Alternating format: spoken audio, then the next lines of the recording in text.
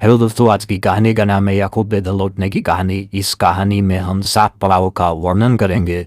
अध्ययन भाग उत्पत्ति 30 अध्याय 1 से 47 पर आप आगे भी पढ़ सकते हैं। मेरे प्रियो, याकूब को जो है हारान देश में रहते हुए लाबान के पास लगभग 20 साल हो गए। 14 साल तो उसने सेवा किया और जो है भेड़ बकरियों के लिए उसने जो उनके बीच में बाचा बंदी। लाबान ने छा कर उसको फिर रोक लिया कि तेरे अनुग्रह की दृष्टि हो तो मेरे साथ और रह जा। तो कई एक साल फिर रहेंगे, लगभग 20 साल वो रहा।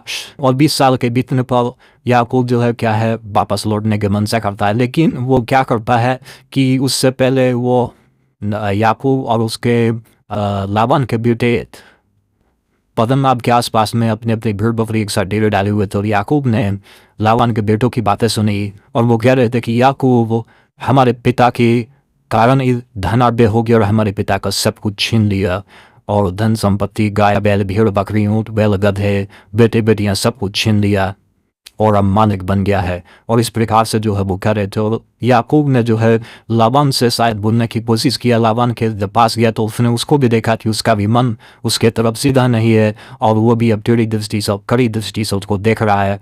तब परमेश्वर बोला कि तू अपने पितरों के जो है देश लौट जा और जब तक मैं अपने कहे हुए को पूरा ना कर लूँ तब तक मैं तुझे नहीं छोड़ूंगा। और परमेश्वर ने जो है उसको वापस लौटने के लिए कहा। तब याकूब ने अपनी दोनों पत्नियों को, राहेल को और लिया को, अपनी भीड़ बकरियों के पास जंगल में बुला और उनको सारी बातें कह सुनाई कि तुम्हारे भाई और तुम्हारे पिता यूँ कहते हैं कि मैंने उनका सब कुछ धन संपत्ति छीन लिया। क्या जो है परमेश्वर ने मुझे नहीं दिया है? जब मैंने कहा मेरे मजदूरी धारी वाली होगी तो सब भेड़ बकरी धारी वाली जनने लगी। जब उसने कहा कि चीते और गाली वाले होंगे तो सब क्या काले बच्चे नहीं पैदा हुए तो परमेश्वर ने मुझे सब धन संपत्ति दिया है।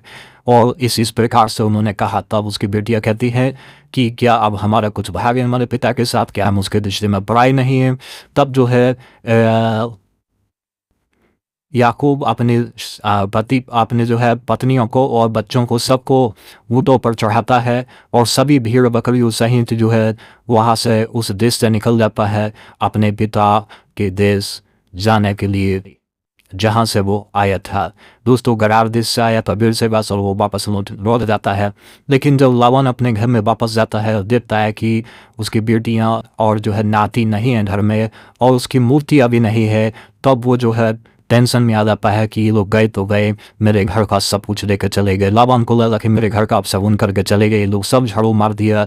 और तब जो है राहेल जो है अपने पिता के घर से आते समय अपने पिता के गृह देवताओं को चुरा लाई थी। इसके ऊपर हम एक और कहानी बताएंगे आगे चलकर। लेकिन मेरे प्रियो, कि इसका बदला क्या हुआ इस कहानी में देखने मिलता है कि राहेल का मन पूरी रीति से परमेश्वर तरफ नहीं लगा था। वो अभी भी वो अपने पिता के रीति रिवाज में लगी थी। लेकिन लिया परमेश्वर पर भरोसा करती थी, परमेश्वर ने चुना, परमेश्वर पर भरोसा करती थी और परमेश्वर पे जो है विश्वास करती थी, उसकी प्रार्थना करती थी।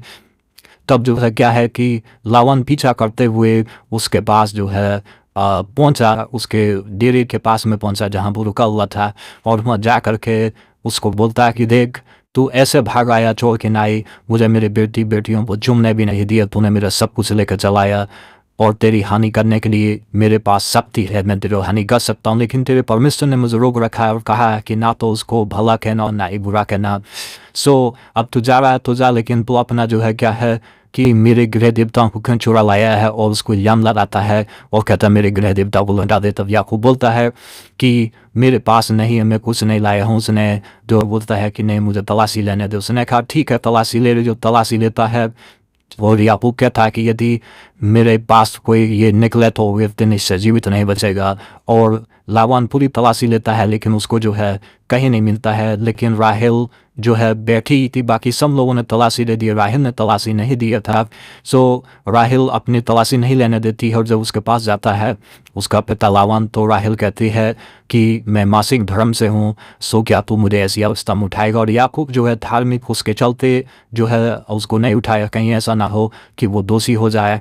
तब जो है इस प्रकार से उसमें जो है तुम्हारे की उसने अपनी तलाशी नहीं लेने दी और याकूब बहुत गुस्सा किया कि क्या मेरे पास कुछ नहीं निकला और तूने मुझे इल्ज़ाम लगाया, दोष लगाया और इस प्रकार की जो बातें वो करता है। तब लाबान जान गया कि मैं दोषी हो गया हूँ और याकूब गुस्सा हो गया है और मैं अकेला पड़ गया हूँ, कहीं ऐसा ना हो कि वो मेरे साथ जो है कुछ करने लगे। तब वो कहता है कि ठीक है, हम भाई बंधु हैं, हमारे साथ जो भी हुआ। दोस्तों, याकूब के साथ में जो भी हो रहा था वो छल और धोखे के ऊपर याकूब का जीवन शुरू हुआ और पूरे जीवन भर उसके साथ छल और धोखा ही होता रहा। लाबान के यहाँ जब तक रहा रंदिश में तब तक छल और धोखा एक दूसरे के साथ में ये लोग करते रहे और अंत में जो है इनका अंत परिणाम भी ऐसे ही हो रहा है, छल और धोखे के साथ। और लाबान ने और याकूब ने पत्थर का स्मारक खड़ा किया, दोनों ने वाचा बांधी कि वे एक दूसरे का हानि नहीं करेंगे। और इस प्रकार ने परमेश्वर ने अपने कहे हुए वचन को पूरा किया जो उसने बेतल में कहा था कि मैं तुझे वंश दूंगा, तेरे जो है बेटे बेटियां उत्पन्न होंगे, तेरा वंश से आकाश के तारा जितना होगा और मैं तेरे संग रहूंगा, तुझे वापस लौटा लाऊंगा। और परमेश्वर ने अपने कहे हुए वचन को पूरा किया और याकूब को अपने देश में लौटा लाया। दोस्तों, आज की कहानी में तुम्हारा